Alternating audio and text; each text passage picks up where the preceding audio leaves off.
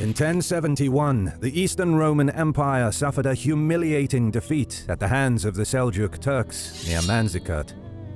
In the following 9 years, the Turkic forces would conquer all of Anatolia, a province that had been consistently under Roman control for over 1100 years.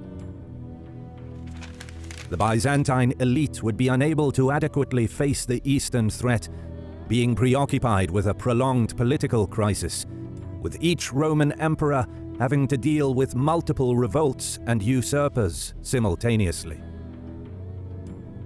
It is within this volatile environment that one young Byzantine nobleman would rise through the ranks of the Roman military and eventually become emperor. His name was Alexios Komnenos.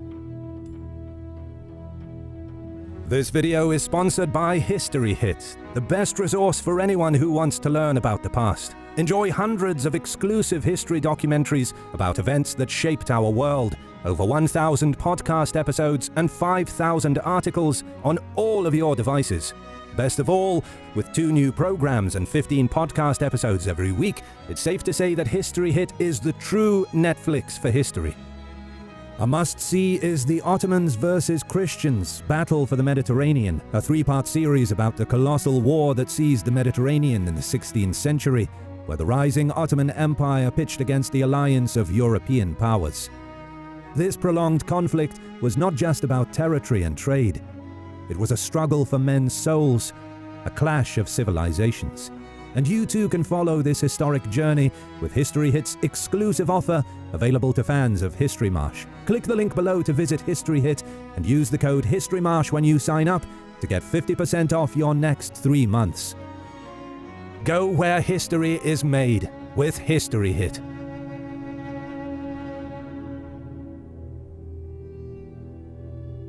Alexios was the nephew of Isaac Komnenos, yet another Byzantine general turned emperor.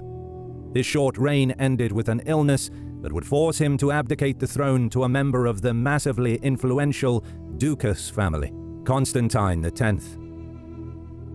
Fully realizing the massive power of this aristocratic family, Alexios understood from a young age that it was better to have the Ducases as your friends than enemies. The young boy entered military service in his late teens and gradually rose through the ranks of the Byzantine army. It was within the service of Michael VII Ducas, an emperor largely responsible for the loss of most of the Anatolian peninsula, that Alexios' military talent would first shine. The young Komnenian commander played a crucial role in the subduing of a rebellion in Asia Minor, led by a former Norman mercenary named Russell Balliol, between 1074 and 1076. In 1077, the Ducas family was stripped of the imperial purple with the overthrow of Michael VII and his replacement with Nikephoros III Botaniates. The new emperor was a highly competent and an experienced Anatolian general. However, for Nikephoros, his old age would prove to be a huge burden. Together with his brother Isaac II, Alexios was relocated to the Balkans, where he was eventually promoted to the position of commander of the Western Field Armies. The year 1078 would prove to be crucial for the young Komnenian general. Within the span of 1 year, Alexios scored 3 major victories. First against the usurper Nikephoros Bryennios, then against another claimant, Nikephoros Basilicus, before crushing a Pecheneg army near the walls of Adrianople. In the meantime, the current emperor Nikephoros III made a decision that would lead to his eventual deposition. The old ruler chose his nephew as his successor, instead of the claimant supported by the Ducas family, Constantine, the son of the former Emperor Michael and his wife, who was also the current spouse of Nikephoros, a princess named Maria of Alanya. Maria and the Ducas family conspired with Alexios Komnenos, whom they believed would be more loyal to their interests. Upon learning of this betrayal in 1081, Nikephoros accused Alexios of treason. However, unbeknownst to the emperor, Komnenos had escaped the capital. Alexios and his brother Isaac raised an army and entered Constantinople by convincing the German guards of the Theodosian walls to let them in. Cornered, Nikephoros III abdicated the throne in favor of Alexios. Constantine, the son of Maria and Michael, became the junior emperor, but being too young, he held no real political power. Following this swift deposition, Alexios lost control over his armies, which looted and plundered Constantinople for 3 days. This, however, was a minor inconvenience compared to the trouble brewing in the west. Southern Italy had just come under the control of a Norman nobleman named Robert Guiscard. Playing the local Lombard and Byzantine counts against each other, the former Norman mercenaries who once had served the Italian nobleman eventually consolidated control over the whole of Sicily and the southern Apennine Peninsula under the clan of de Hauteville. In 1080, Robert Guiscard began planning an invasion of the rich Byzantine province of Epirus. A year later, he landed with his forces near the Byzantine fortress of Dyrrhachium and besieged it. Wasting no time, Alexios gathered his armies to face the Normans. However, the Byzantines suffered a humiliating defeat, with the emperor narrowly escaping death. This defeat was not enough to crush Alexios' spirit. Through a series of bribes, the shrewd Romans spurred dissent in southern Italy and turned the Holy Roman Emperor Henry IV against the Normans, forcing Robert to return to the peninsula. But the cunning old Norman left his son, Bohemond of Taranto, in charge of the Byzantine campaign, who in turn conquered nearly all of Epirus in the years that followed. Alexios tried to stop the Norman advance, but failed miserably once again. The Byzantine Emperor was crushed on 2 occasions by Bohemond, first near the fortress of Iomina, and then at Arta. However, for the resilient Komnenos, giving up was never an option. In one decisive encounter in 1083, not far from Larissa, Alexios annihilated Bohemond's army, forcing the Normans to flee back to Italy. With the help of the Maritime Republic of Venice, the Byzantines recaptured most of the fortresses conquered by the Western Knights. Robert Guiscard returned to Greece a year later, in 1084, but died from a fever before he could accomplish much. In the following years, Alexios, like his predecessors, was forced to deal with multiple minor revolts and conspiracies, while trying to secure some of the coastal regions of Anatolia from the Turks, with partial success. But then, distressing news came from the north. In the late 1080s, groups from the Cuman and Pecheneg steppe tribal confederations crossed the river Danube and began plundering the provinces of the empire. The fierce nomadic warriors reached as far as Thrace by 1091. But Alexios had discovered that a rift had occurred between the Pechenegs and the Cumans, and he managed to bring the former to his side. In the spring of 1091, the emperor led a massive Byzantine Cuman force and crushed the Pechenegs at the Battle of Mount Livonian, forcing the nomads out of the empire's borders. Alexios could now turn his attention towards the domestic affairs of the empire. He attempted to tackle the massive inflation of the Byzantine currency, as the empire's coinage had been increasingly debasing since 1071, a process exacerbated by Alexios' predecessor, Nikephoros, who decreased the quantity of gold and silver in Byzantine coins in an attempt to increase the amount of currency in circulation so he could pay his armies, political supporters, and help the numerous poor Anatolian immigrants.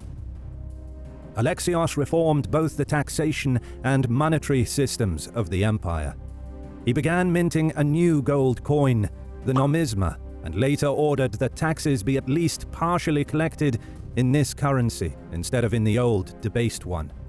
The emperor also introduced new titles for the nobility with which he would reward family members and loyal supporters. The famous title of Sebastocrator, which was roughly equivalent to Caesar, is a notable example. Alexios also reformed the Roman army, making it increasingly reliant on mercenaries and resembling more the European feudal armies at the time.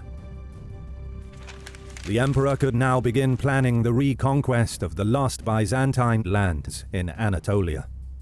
In 1095, he sent an appeal to Pope Urban II, asking for support from the Christian kingdoms of Europe against the encroaching Muslim enemy that was the Seljuk Empire. The Holy Pontiff, seeing an opportunity to unite the unruly European nobility under a Christian cause, called for a crusade, a reconquest of all holy cities of the Levant, promising atonement for sins to all who went to reclaim the sacred land. This promise was too tempting to ignore, not only for the warrior nobility, but for the lowest social castes as well. In 1096, a massive unorganized army of Western European peasants, led by a man named Peter the Hermit, entered the Byzantine territory, making sure to plunder and terrorize the local Orthodox population on their way. Alexios was surely surprised to see this unorganized mob in front of Constantinople, claiming to be the Holy Army sent by the Pope. The emperor lost no time and was quick to ship the peasant horde to the Anatolian shores, where they would quickly be annihilated by the Turks. Meanwhile, in Europe, a massive force of fierce knights, led by the most renowned warrior noblemen of the time, was gathering, ready to reconquer the Levant from the grip of the Saracens. One of the leaders of this crusader army was Bohemond of Taranto, the old Norman enemy of Alexios.